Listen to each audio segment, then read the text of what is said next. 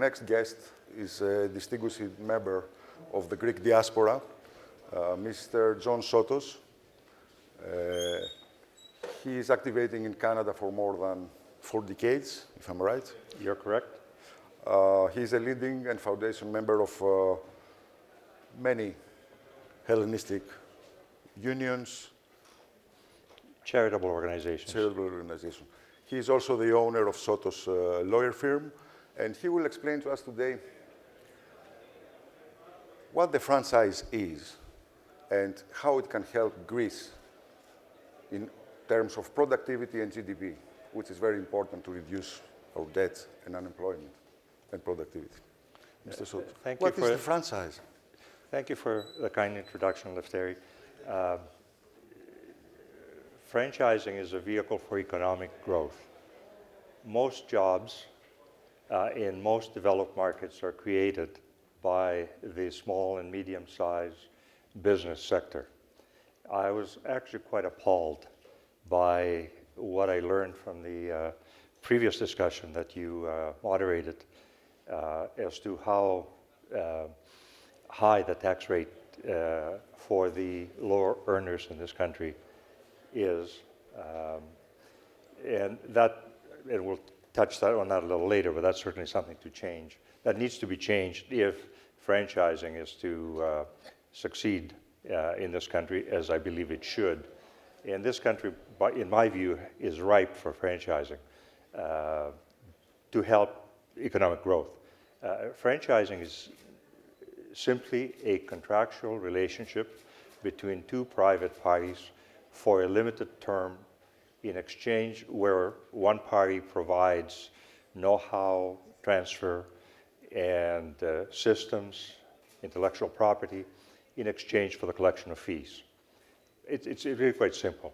Franchising is not a separate business as such. Franchising is a tool for doing business. And franchising arose in the 50s, 60s, 70s, and first in the US and then in the other North American or Anglo-sphere economies, because it allowed small entrepreneurs to compete effectively with the large chains. Back then, most retailing was dominated by large, well-capitalized corporate chains. And if you look at the landscape today, you can shoot a cannon and maybe not hit one of those large chains because they've all gone bankrupt. So franchising has been tremendously successful in using the entrepreneurial power of individuals to replace the corporate model, at least as far as retailing is concerned. And countries such as Greece have an underdeveloped and immature SME sector. And if franchising were utilized much more, it would help the Greek economy tremendously. It would help in many other ways as well. To give you an idea, franchising generates over $2 trillion in US dollar sales worldwide. It's a phenomenal and powerful force. In North America, for example, the retailing of not just restaurants that people associate with, but hotels, retailing of groceries, distribution of cars, they're all largely done through the franchising model or a hybrid. So huge opportunities for franchising to help expand the economy. We were discussing earlier, and you were telling me that Greece is a brand name outside Greece. How it could develop the franchise? In which sectors?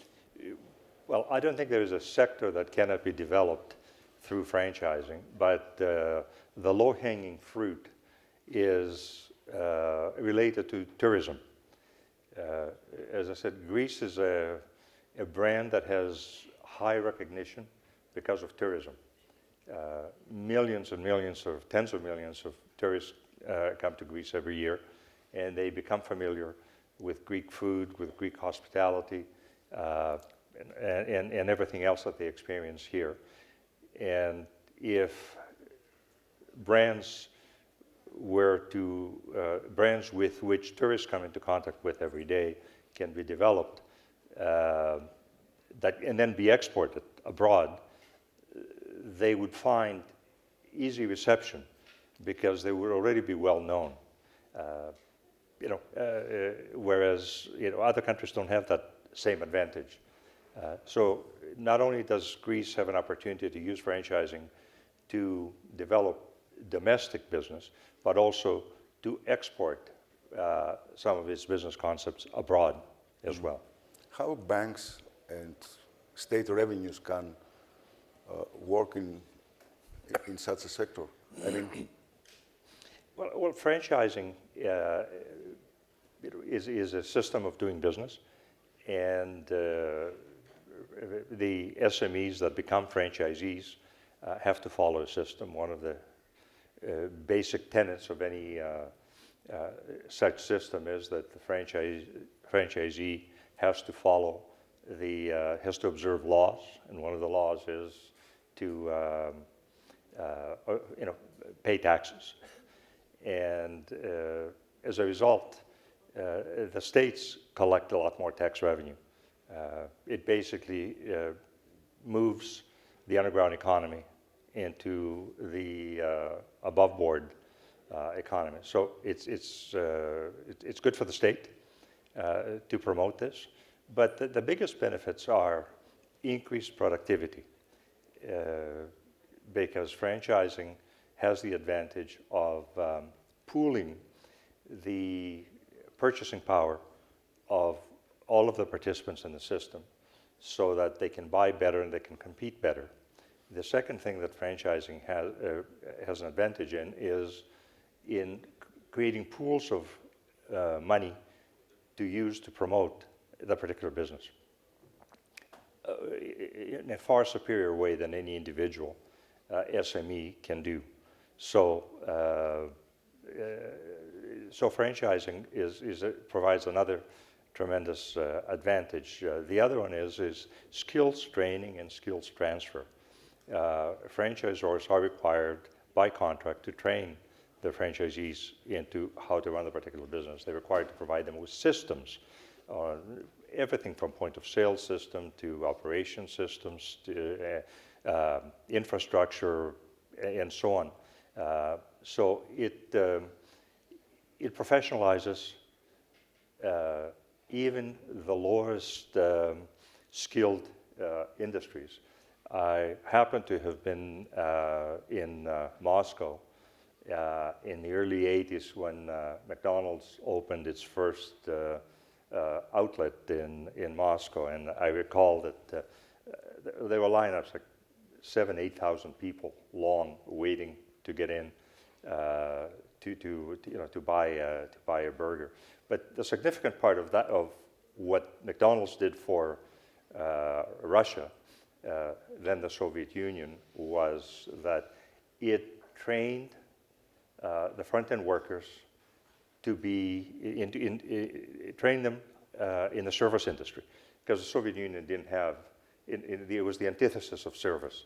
I remember going to a shop and you had to make 3 stops and wait 2 hours to buy one item.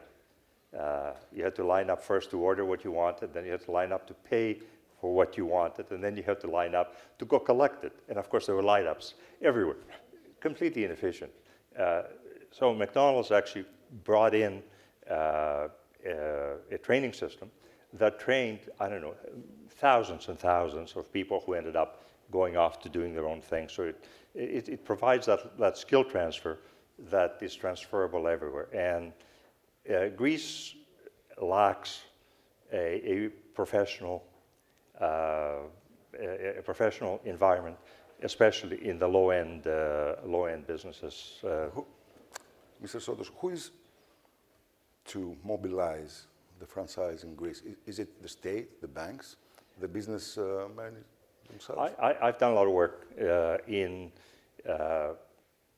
training or teaching countries that are interested in using franchising as a vehicle for economic growth.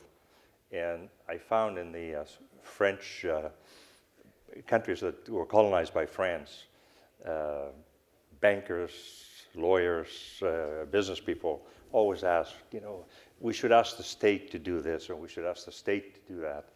And my answer always is, the state is not your friend. Okay? You don't want the state. The less the state has to do with your business, the better off you're going to be.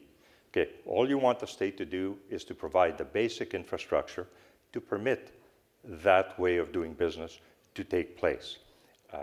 And after that, you leave it to private enterprise. They are a lot more knowledgeable and expert at creating real wealth. But the state, in terms of providing the infrastructure that I mentioned, the state needs to do a couple of things. It needs to reduce the tax burden on employees. I've heard at the conference that for every $1 net income an employee receives, the employer has to pay $3. That's not sustainable. Okay, that has to that has to change. And the overall tax system has to change.